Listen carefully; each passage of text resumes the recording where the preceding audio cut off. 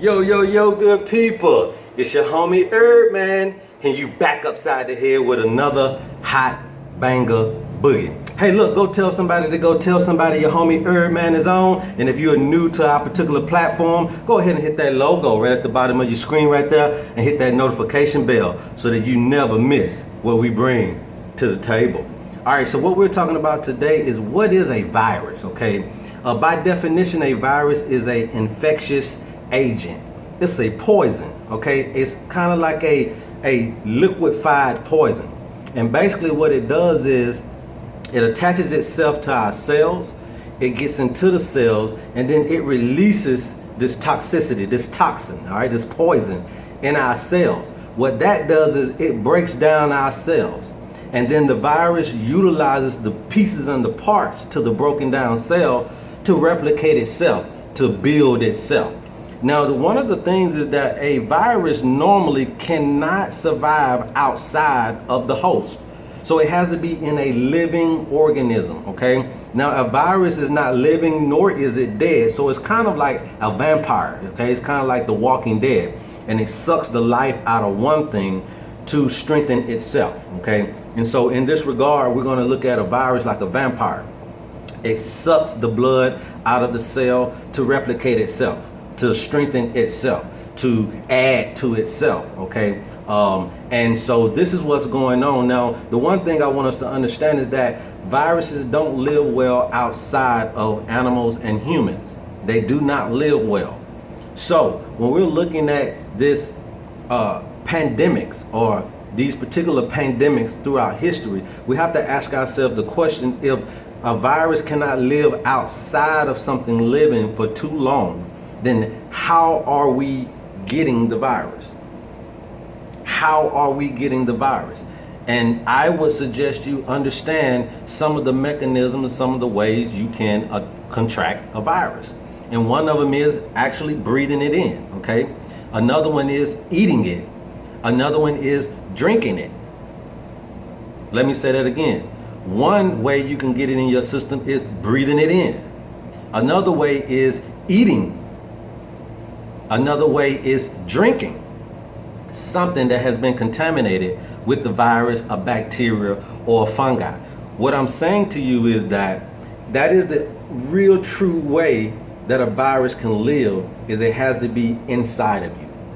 And so for the amount of people to contract it, we have to be some form of fashion ingesting it. And for some of us who've been found having the virus without even, you wear a mask, you've been socially distancing yourself, and when you went and got tested, you still had the virus. How did that happen?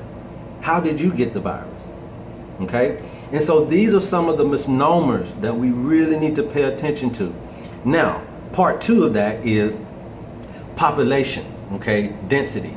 We have a lot of cities that are honestly overpopulated, okay? People are moving into areas that have, growing businesses and real estate and all of that, and we are just piling into these areas. And we're coming from all across the globe to come here to America, which makes us a cesspool.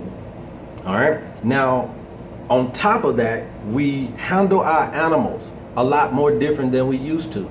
We're in close quarters with a lot of our animals. We raise our animals up a lot different than what we used to. We live with our animals. And now that these viruses, now we see, can go from animal to human to human to animal, as we continue to be dense like that, as we continue to live amongst each other and around each other, it can cause a cesspool for different types of viruses, bacteria, and fungi to mutate into different things that we cannot keep up with, based on the fact that we are coming from all walks of life to mingle and live amongst each other, okay?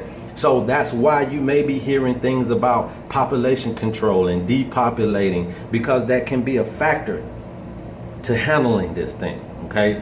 But what I'm telling you is, what you need to know is how to extract poisons from your body, okay? How to extract poisons from your body. There are a lot of herbs out there that can be very, very helpful at being antipyretic, anti-malarial, antiviral, antibacterial, antimicrobial, okay? Antifungal. I mean, there's a lot of herbs that can really be utilized to extract poisons and toxins from the body.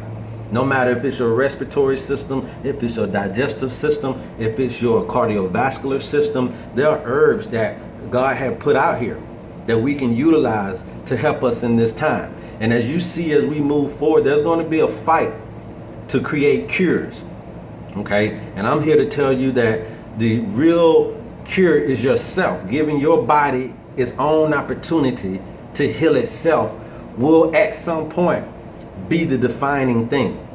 It would be the defining line between those that are healthy and unhealthy, is can your body heal itself?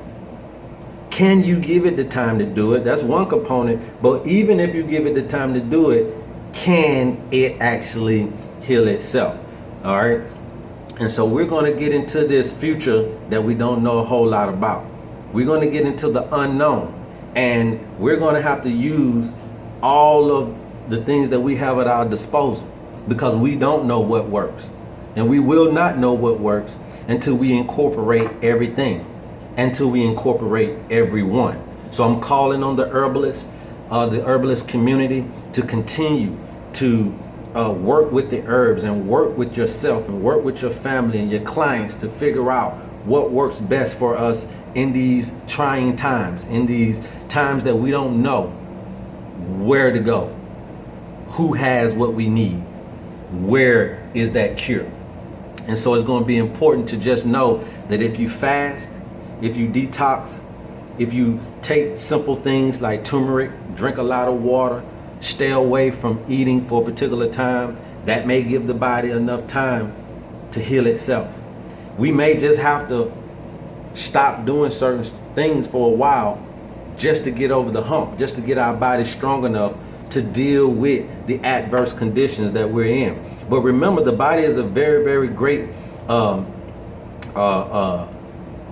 adapter of environment, okay? We can mutate and adapt with any type of environment, but we also need to keep that in mind when we're looking at herbs and alternative medicine. We may need to look for even plants that have that same ability to adapt in various conditions and harsh conditions. Now, we already got a lot of these herbs in mind when we're talking about the weed community. All right, the weeds that grow out in hazardous conditions through concrete and all that. That's going to be the herbs you're going to be need to look at, especially in these trying times. All right. So I just wanted to make this video to really outline what a virus is. I also wanted to cover some of the conspiracy behind what we may think is going on in our world today. But I also wanted to let you know that there is help. Help is out here. Help is on the way.